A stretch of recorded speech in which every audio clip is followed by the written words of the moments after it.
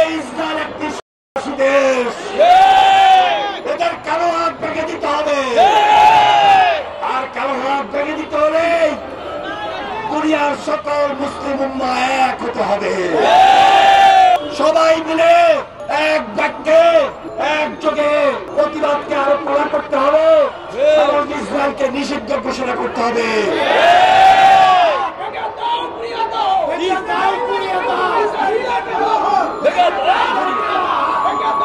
সত্যিকার ভাবে এই ইসরায়েল একটি সন্ত্রাসী দেশ, এদের কালো হাত ভেঙে দিতে হবে।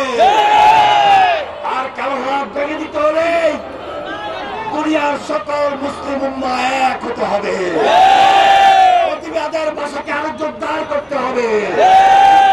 আমাদের স্পষ্ট বক্তব্য, আমরা বিএনপি, আমরা বাংলাদেশ জাতীয়তাবাদী দল তারেক রহমানের নেতৃত্বে এই প্রতিবাদের ভাষাকে অব্যাহত রাখবো যতদিন পর্যন্ত গণহত্যা বন্ধ না হচ্ছে।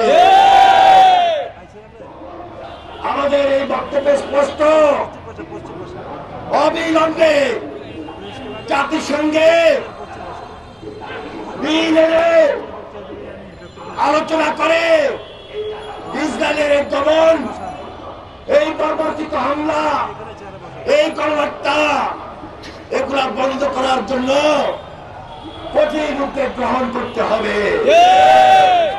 এই ঢাকা শহর সারা বাংলাদেশের মুসলমান বিএনপি নেতৃত্বাধীন সকল নেতা কর্মী সবাই সেখানে অংশগ্রহণ করে তারেক রহমানের হাতকে শক্তিশালী করার মধ্য দিয়ে তারেক রহমানের নেতৃত্বে প্রতিবাদের ভাষাকে আরো জোরদার করে তুলতে হবে।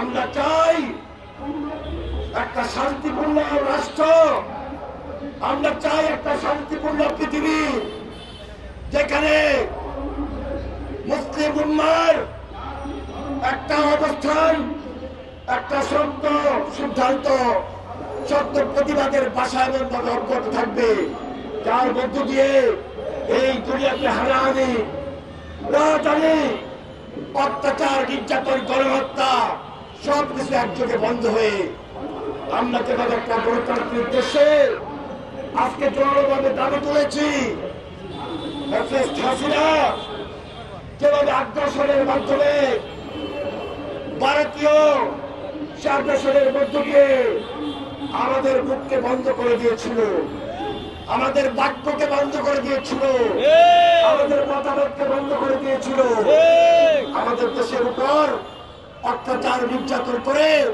আমাদেরকে রুখে দিতে চেয়েছিল, আমাদের গণতন্ত্রকে ধ্বংস করে দিয়েছিল।